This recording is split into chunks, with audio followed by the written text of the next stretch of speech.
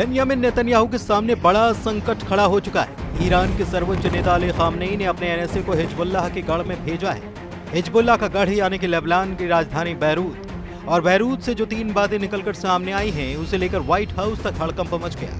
अगले कुछ दिनों के अंदर पश्चिम एशिया में एक नया फ्रंट खुल सकता है। वैसे खबर यह भी है कि इजराइल अब ईरान पर फिर से स्ट्राइक करने का प्लान बना चुका है। जब गाजा में बम फट रहे थे, जब गाजा पर बंकर बस्टर गिर रहे थे, इसी दौरान 24 घंटे के अंदर इजराइल ईरान के बीच बहुत बड़ा उलटफेर हो चुका है। ईरान ने इजराइल के खिलाफ हिजबुल्लाह को फिर से सुपर एक्टिव कर दिया है।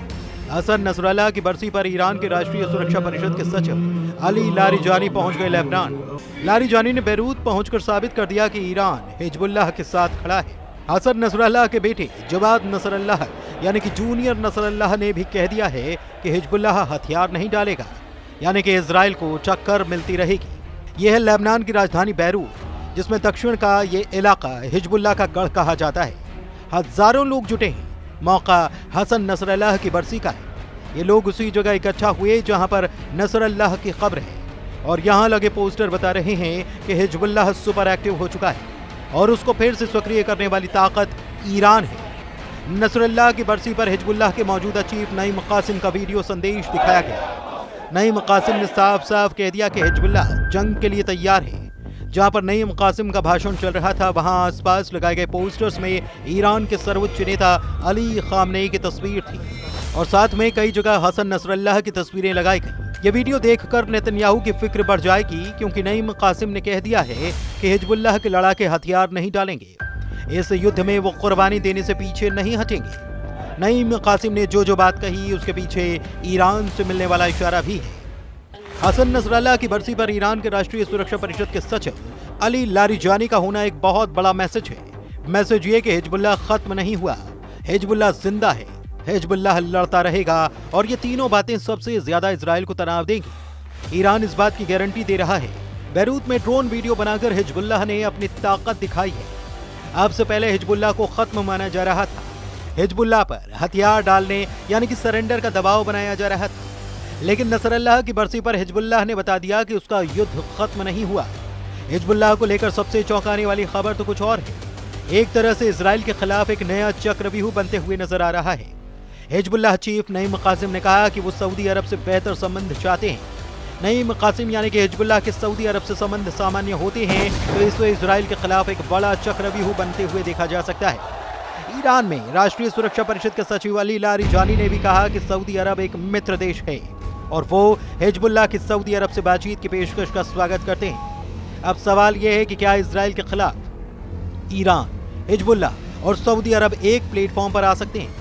19 सितंबर को नईम कासिम ने सऊदी अरब के क्राउन प्रिंस मोहम्मद बिन सलमान को बड़ा मैसेज दिया था। नईम कासिम ने कहा था कि वो सऊदी अरब के साथ नया रिश्ता कायम करना चाहते हैं, बातचीत चाहते हैं, ताकि दोनों पक्षों के बीच जो दिक्कतें रही हैं उन्हें दूर किया जा सके। सऊदी अरब के लिए हिजबुल्लाह का मैसेज अरब मीडिया में छाया रहा, क्योंकि हिजबुल्लाह चाहता है कि इजराइल के खिलाफ अब सऊदी अरब उसके साथ खड़े हो जाए। कतर से लेकर तुर्की और बाकी अरब देशों से लेकर इजराइल तक हर जगह यह खबर छाई रही। गजा में इजराइल की बमबारी, 66,000 लोगों की मौत और 700 दिनों से ज्यादा चली आ रही जंग को लेकर पश्चिम एशिया में बहुत कुछ बदल चुका है। हिजबुल्लाह को लेकर अरब देशों का नजरिया भी बदला है, क्योंकि इजराइल से लगने वाली सीमाओं में सिर्फ लेबनान का हिजबुल्लाह ही रहा है जिसने इजराइल को टक्कर दी। लेकिन ये टक्कर भी हसन नसरल्लाह की मौत के बाद से कमजोर पड़ी है। हालांकि अब बैरूत में इकट्ठा हुई हजारों की ये भीड़ बता रही है कि हिजबुल्लाह फिर से खड़ा हो रहा है। ठीक एक साल पहले 27 सितंबर 2024 को लेबनान की राजधानी बैरूत पर इजराइल का हमला हुआ था। इतने धमाके हुए कि हिजबुल्लाह की लीडरशिप को 100 मीटर गहरे बंकर में पूरी तरह से खत्म कर डाला। इजराइल ने एक साल पहले हिजबुल्लाह चीफ हसन नसरल्लाह को मार डाला था। तब हिजबुल्लाह कमजोर जरूर हुआ, क्योंकि उसकी लीडरशिप पर बार बार हमले हुए। अब 27 सितंबर 2024 को याद करने के लिए बैरूत में हजारों लोग इकट्ठा हुए। पोस्टर्स में हिजबुल्लाह के उन तमाम कमांडर्स की तस्वीर है जिनको इजराइल ने लगातार हुए हमलों में खत्म कर दिया। इसमें कोई शक नहीं कि लेबनान में इजराइल का दायरा बढ़ा है। इजराइल की फौज लेबनान में भी घुसी, लेकिन फिर उसे वापस लौटना पड़ा। अब 24 घंटे के अंदर बेंयामिन नेतन्याहू को मिला है बड़ा चैलेंज। ठीक उसी तारीख जब नसरुल्लाह को मारा गया, उसके एक साल बाद यानी कि 27 सितंबर 2025 जूनियर नसरल्लाह यानी कि हसन नसरल्लाह के बेटे जवाद नसरल्लाह ने दी है बड़ी वार्निंग। जवाद नसरल्लाह का दावा है कि हिजबुल्लाह से हथियार छीनने के बारे में सपने में भी नहीं सोचा। ईरान के सर्वोच्च नेता अली खामनेई भी कह चुके हैं कि हिजबुल्लाह की ताकत कोई नहीं मिटा सकता और उससे कोई हथियार नहीं छीन पाएगा। बैरूत में मनाई गई बरसी में जूनियर नसरल्लाह यानी कि जवाद नसरल्लाह को भी देखा गया। जवाद नसरल्लाह को बहुत उम्मीदों के साथ देखा जा रहा है।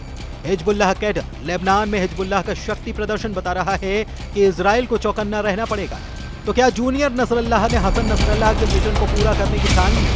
जहां नसरल्लाह पर बंकर बस्तर बम बरसाकर उसे हमेशा के लिए खामोश कर दिया गया, वहां से हिजबुल्लाह की एक नई जंग का शोर सुनाई दे रहा है। क्या जूनियर नसरल्लाह का दावा बता रहा है कि फिर जिंदा हो चुका है हिजबुल्लाह?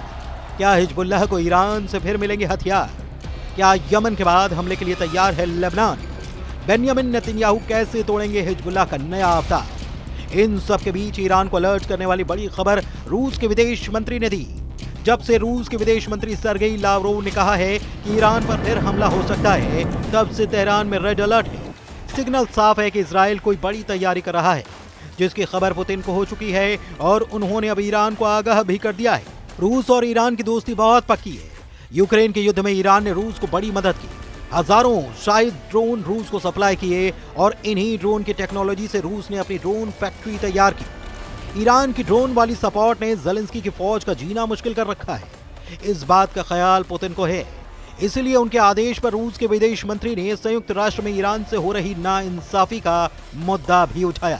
एक बात साफ है कि ईरान और रूस साथ साथ हैं और ईरान हिजबुल्लाह को फिर से खड़ा करके बाकी अरब देशों का गुट बनाने की भी कोशिश में लगा है। कतर पर हुए इजरायली अटैक ने पहले ही अरब वर्ल्ड को इजराइल के खिलाफ कर दिया है। लेकिन दूसरा सच ये भी है कि लेबनान में हिजबुल्लाह और यमन में हूथी के अलावा इजराइल से लड़ने की ताकत अब तक किसी अरब देश ने नहीं जुटाई है।